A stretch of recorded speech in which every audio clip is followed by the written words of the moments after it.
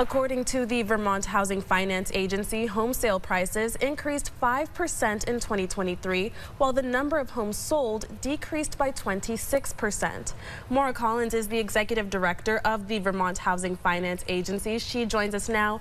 Maura, no county in Vermont is immune to the rising costs of housing for the past 5 years, and new homes lead the way with an 11% median cost increase last year. Are we pricing people out of living in Vermont? Absolutely. And I think that this is affecting our economy overall. We have been hearing so much from employers who want to attract and bring more people into Vermont. We hear that the housing prices are a reason that they can't grow their workforce. But also we know that it's limiting Vermonters who want to move for a new job, even within the state, and try to move closer to their employment, and they're not able to. Right. So Vermont has the highest home appreciation numbers in the nation, but at the same time has the lowest inventory, which partially accounts for the lack of homes sold. What can we do to get out of this mess if we can't build more homes?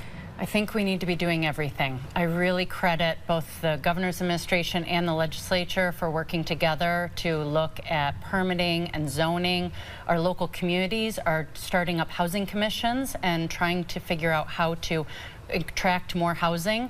I see developers getting creative, our lenders are getting creative, but we need to be looking at everything. We have to look at funding for affordable housing, and we also have to look at tax policy about how we can encourage more housing development at all income levels. So was there any good news in the property transfer tax records where this data that we're talking about comes from?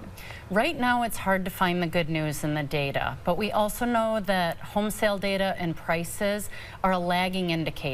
So it is very exciting to see the new housing programs that the state has been supporting. There's more money for housing than ever before. There has been a lot of legislative changes, and so a lot of good work is happening, but we haven't seen it in the data just yet. Right.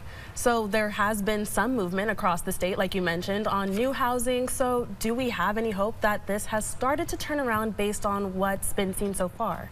We have hope that it's turning around, but it's hard to see it in the numbers.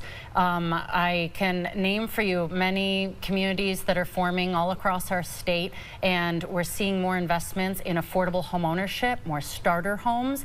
We need to unclog the rental housing market and try to have more people become first-time home buyers, because with rising interest rates, we have a convergence of stormy weather ahead when we see that high interest rates are also driving up the cost of housing.